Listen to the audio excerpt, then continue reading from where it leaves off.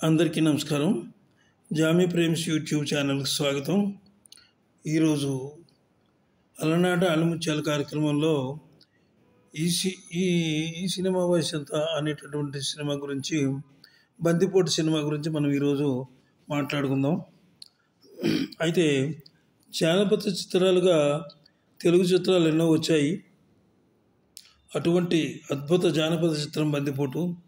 నటరత్న ఎన్టీఆర్, జానపద బ్రహ్మ విఠలాచార్య కాంబినేషన్లో వచ్చిన తొలి చిత్రం ఇదే.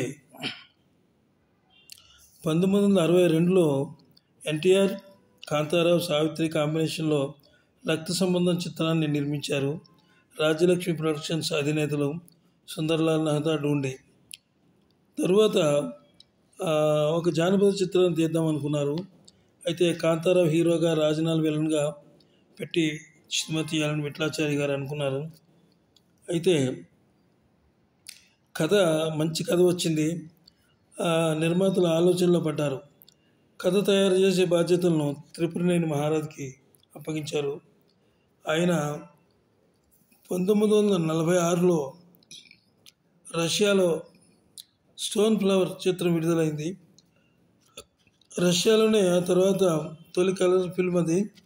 అలాగే జెకోస్లోవేషియాలో జిమ్నాస్టిక్ చిత్రం వచ్చింది. ఈ రెండు చిత్రాలు కూడా ప్రేక్షకుల్ని అలరింపచేశాయి, నిర్మాతల్ని కూడా బాగా ఆకర్షించాయి.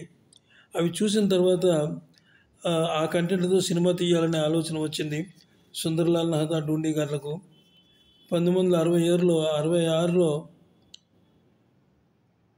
అప్పుడు వచ్చినటువంటి దిలీప్ కుమార్ హిందీ చిత్రం కోహినూర్, హాలీవుడ్ సినిమా రాబిన్హుడ్ చిత్రాలను తలపింపజేసే విధంగా బందిపోటు చిత్రకథను తయారు చేశారు మహారథి గారు. నిజానికి జానపద చిత్రాలంటే మాయలు, మంత్రాలు, దయ్యాలు, భూతాలు అనే ఉంటాయని అనుకుంటారు. కానీ అందుకు భిన్నంగా మానవ సంబంధాలకు పెద్దపీట వేసిన బందిపోటు చిత్రం చూసి ప్రేక్షకులు కొత్తదనంగా ఫీల్ అయ్యారు. అందుకే ఆ సినిమా సూపర్ హిట్ అయింది. నిజంగా విఠలాచార్య గారు అద్భుతమైన సృష్టి చేశారు ఈ సినిమాకి. సుందర్లాల్ మెహతా డూండి గారి సినిమాల్లో ఈ సినిమా చాలా గొప్ప సినిమా. ఇది మహారథి గారు ఈ కథను రాశారు, మహారథి గారు తయారు చేశారు. కథ అద్భుతంగా వచ్చింది కాబట్టి కాంతారావుతో సినిమా తీద్దామని అనుకున్నారు. కానీ ఎన్టీఆర్తో తీస్తేనే మంచిదని చెప్పి అందరూ అనుకుని ఈ సినిమాని ఎన్టీఆర్తో తీయాలని చెప్పి అనుకున్నారు.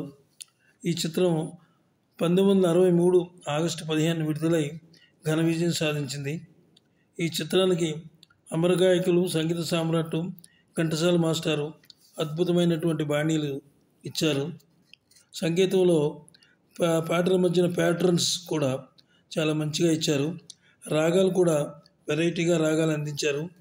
ఇక జానపద బ్రహ్మ విఠలాచార్య గారి దర్శకత్వ ప్రతిభ ఈ చిత్రం పతాక స్థాయిని అందుకుంది. ఎన్టీ రామారావు గారు, కృష్ణకుమార్ జంట అభినయం, వారి డ్యాన్స్ స్టెప్పులు ప్రత్యేక ఆకర్షణ ఇందులో. అయితే ఇక్కడ ఈ సినిమా గురించి మనం ఎక్కువగా మాట్లాడుకోవాల్సింది ఏమిటంటే, అప్పట్లో కృష్ణకుమారి, ఎన్టీఆర్ కాంబినేషన్లో చాలా సినిమాలు వచ్చాయి, అన్నీ హిట్ అయ్యాయి. కథ ఎన్టీఆర్కి నచ్చి కాల్షీట్ ఇచ్చారు. నిర్మాణం ప్రారంభమైంది. ఎన్టీఆర్, విఠలాచార్య హిస్టారికల్ కాంబినేషన్తో శ్రీకారం చుట్టింది ఈ సినిమా. అదే మొదలు వారిద్దరిదని. బందిపోటు తక్కువ రోజుల్లో సినిమాలు తీసి విజయాలు అందించే విఠలాచార్య గారి శైలి ఎన్టీఆర్ గారికి నచ్చడంతో బందిపోటు చిత్రం సెట్కి వెళ్ళింది. తర్వాత వీరిద్దరి కాంబినేషన్లో 14 చిత్రాలు రావడం జరిగాయి. ఆ రోజుల్లో ఎన్టీఆర్, కృష్ణకుమారి జంట ప్రేక్షకుల్లో మంచి క్రేజ్ ఉండేది. బందిపోటు చిత్రం వీరి కాంబినేషన్లో వచ్చిన 7వ చిత్రం. ఈ సినిమా అంతా కృష్ణకుమార్ని ఎన్టీ రామారావు టీచ్ చేస్తూనే ఉంటారు. ఆయన చిలిపి చేష్టలు, కృష్ణకుమారి రుసరుసలు చూసి ప్రేక్షకులు తెగ ఆనందపడిపోయేవారు ఆ రోజుల్లో. అలాగే పాటల విషయానికి వస్తే, వగలరాణివి నీవే, వగలరాణివి నీవే, సొగసుగాడను నేనే అనే పాట మనసును అంటే యువత హృదయాల్ని ఉర్రూతలూగించిందనమాట ఆ పాట. అద్భుతమైన పాట. అలాగే ఇంకొక పాట ఉంది అందులో. ఊహలు గుసగుసలాడే నా హృదయము ఊగిసలాడే. ఈ పాట కూడా చాలా అద్భుతమైనటువంటి ఆదరణ లభించింది. ఇక కృష్ణకుమార్ గారు, నా ఎన్టీఆర్ ఈ సినిమాలో చాలా అద్భుతంగా నటించారు.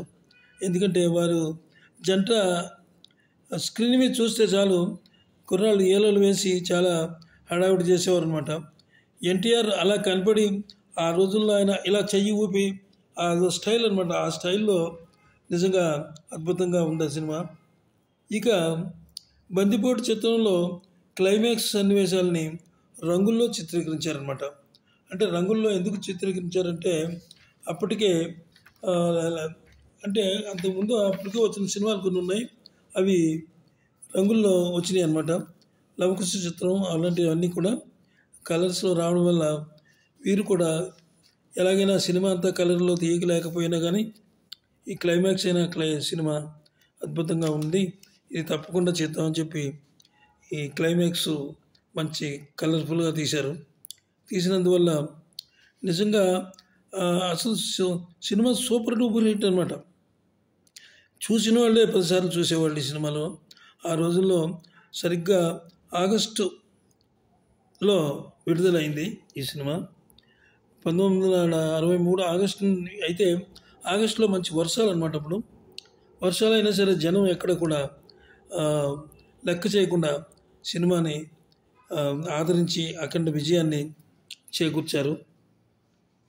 ముఖ్యంగా అమరగాయకులు పాటలు అంటే ఘంటసాల మాస్టర్ పాటలు చాలా అద్భుతమైనటువంటి పాటలు ఇవి.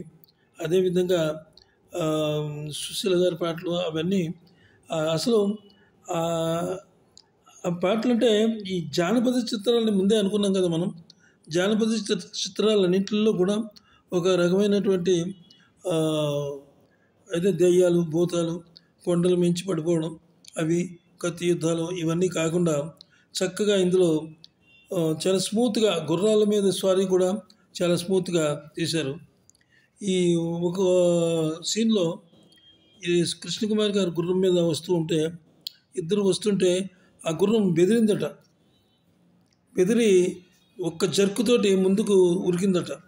ఉరికేటప్పటికి కృష్ణకుమార్ గారు చాలా భయపడిపోయారట. అయితే డైరెక్టరు విఠలాచారి గారు కదా, ఆయనకి ఇలాంటి సినిమాలు తీయడంలో చాలా పెద్ద అనుభవం ఉంది. ఆ ముందు ఇది ఆడగుర్రం అనమాట. ఈ భయపడి ఉరకలేసింది ఆడగుర్రం.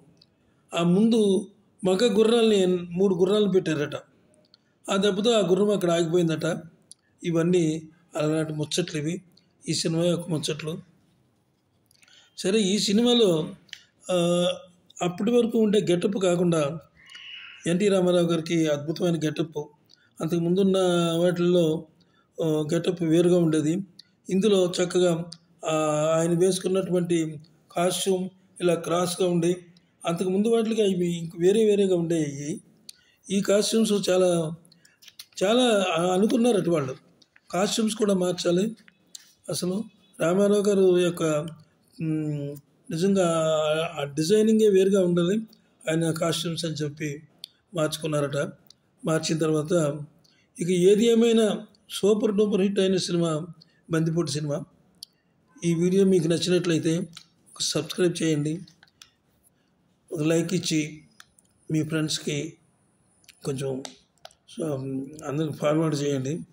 అదేవిధంగా చాలామంది మిత్రులు చూస్తున్నారు వీడియో, లైక్ చేయట్లేదు. నా స్పెషల్ రిక్వెస్ట్ ఏంటంటే లైక్ చేయండి. లైక్ చేస్తే ఇలాంటివన్నీ మీకు ఎన్నో వస్తాయి. తప్పకుండా లైక్ చేసి మాకు సపోర్ట్ ఇవ్వండి. ఇలాంటి సినిమా అంటే ఈ సినిమా వయసు ఎంత అనే దాంట్లో మంచి మంచి సినిమాలు ఉన్నాయి, అన్నీ మీకు అందించగలను. నమస్తే, సెలవు.